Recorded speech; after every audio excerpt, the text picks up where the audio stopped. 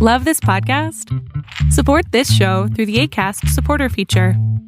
It's up to you how much you give, and there's no regular commitment. Just click the link in the show description to support now.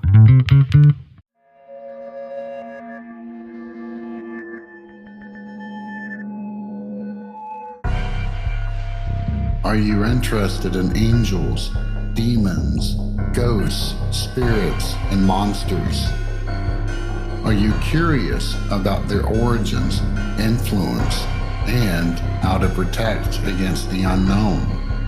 If so, then welcome to Southern Demonology, the podcast that explores all of this and more.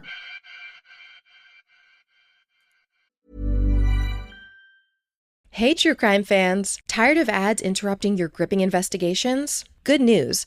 With Amazon Music, you have access to the largest catalog of ad-free top podcasts included with your Prime membership. After all, ads shouldn't be the scariest thing about true crime. To start listening, download the Amazon Music app for free or go to amazon.com/ad-free true crime. That's amazon.com/ad-free true crime to catch up on the latest episodes without the ads.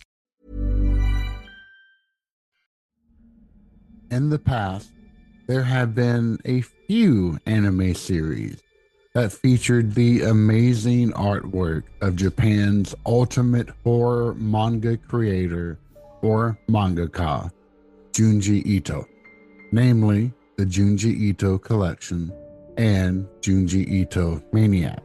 Now, both of these had a few standout moments, but they were ultimately let down.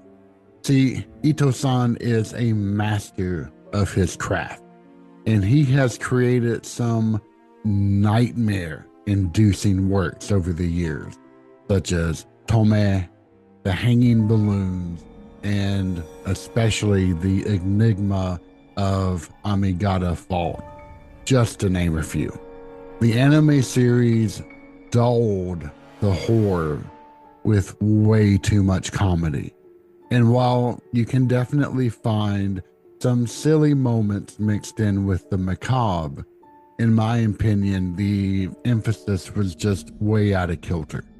However, that's a big however, I am so happy to announce that there is now something out there that does honor to Ito-san's work, and that is the brand new anime Uzumaki, meaning spiral.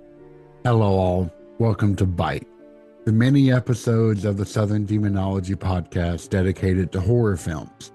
As always, I am your friendly neighborhood ancient demonologist, JJ. If you follow along with anime news, not that I expect you to, then over the years you may have seen reference to a new work in production that attempts to bring Uzumaki to life. And by life, I mean that the entire anime is set in black and white and looks like a manga suddenly sprang to life. I have been so looking forward to seeing this thing come to reality. And last week, the very first episode dropped. In fact, it's being aired by Adult Swim, followed by a release on HBO Max the following day. If you haven't heard of it before, this work depicts a small town where spirals have begun showing up. For example, the two main characters are walking home, and the boy points out the whirlpool and eddies of wind that have been popping up across town. Now, that doesn't sound particularly creepy, but that is where you're wrong. The boy's father has become fascinated with spiral and has even stopped going to work just so he can stare at his collection of anything with the spiral shape. And if the father looked long enough, then his eyes can even start to spin independently of each other in their sockets. And from there, things only continue to escalate at an accelerated pace. This anime captures perfectly the Lovecraftian horror that just oozes from Ito-san's work. You can see just how horribly things can go if even the smallest bit of an eldritch deity's essence casually comes into contact with our reality, and how that taint, ever so slowly at first, begins to manifest and corrupt all that its ever widening blemish touches. Even the opening sequence, typically called an OP, reinforces this mood.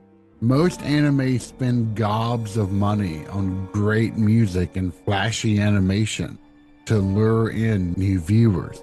Uzumaki simply shows a black screen with a spiral that seems to beckoning you inside.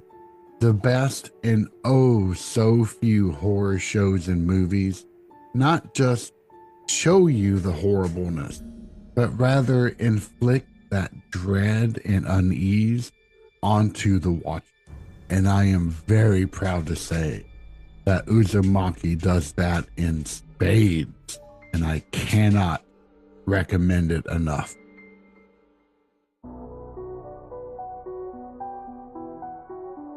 Thank you for listening to Southern Demonology.